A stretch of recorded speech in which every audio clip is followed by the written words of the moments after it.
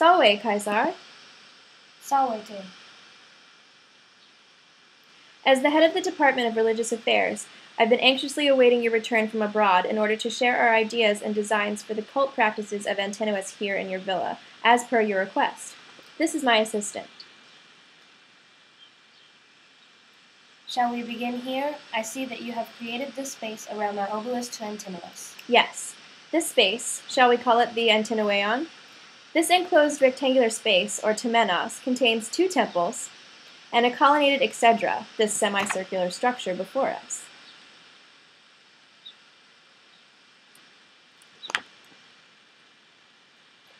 The colonnade is made entirely of Parian marble, and the other structures are made of brick faced with plaster. The floors of the exedra and inner sanctuary are in the fashion of opus sectile.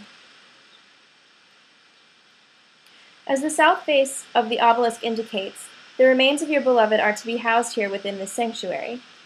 In the inner sanctuary of the exedra, we have placed a statue of Antinous Osiris to recognize his relation to the Egyptian god himself. Has this been aligned with the Egyptian calendar as per my specifications? Yes, we have constructed this exedra in order that on July 20th, at dawn, the Egyptian New Year, the sun will illuminate the east face of the obelisk, casting a shadow upon the statue of Antinous. Also during this month, the new star, which you have named for Antinous in the constellation Aquila, rises. The Antinoueion might be an appropriate place to witness this.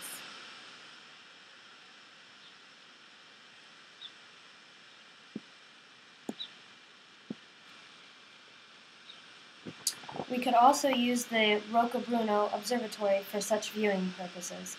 I also requested that we celebrate the Nile Festival and the death of Antinous and Osiris. What are your designs for this?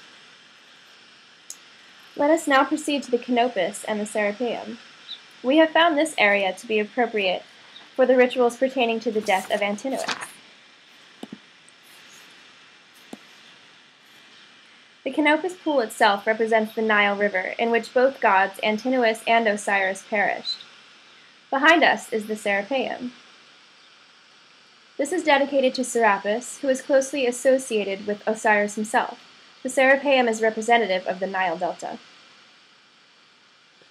On October 24th, the day of their deaths, we have thus designed a celebration in the style of Egyptian ritual. We had the idea to have a procession of a cult statue of Antinous Osiris around the porticos surrounding the pool, after which there will be a sacred banquet in honor of Antinous. This banquet will take place in the Serapeum, on the Stabadion, this elevated area for dining couches. The celebration occurs during the Egyptian season of emergence, during which the crops grow and are harvested along the Nile. A feast would be representative of this prosperous time, as well as Osiris as the god of agricultural fertility. As Serapis and Osiris are associated with both death and healing or rejuvenation, I really admire your ideas for this particular celebration. It is also important to acknowledge the beginning of the Nile flooding season and Antinous' association with Isis. Indeed. Let us now go to the Roccabruno Observatory, where we shall discuss the rituals. As we enter the enclosure, a statue of the goddess Isis greets us.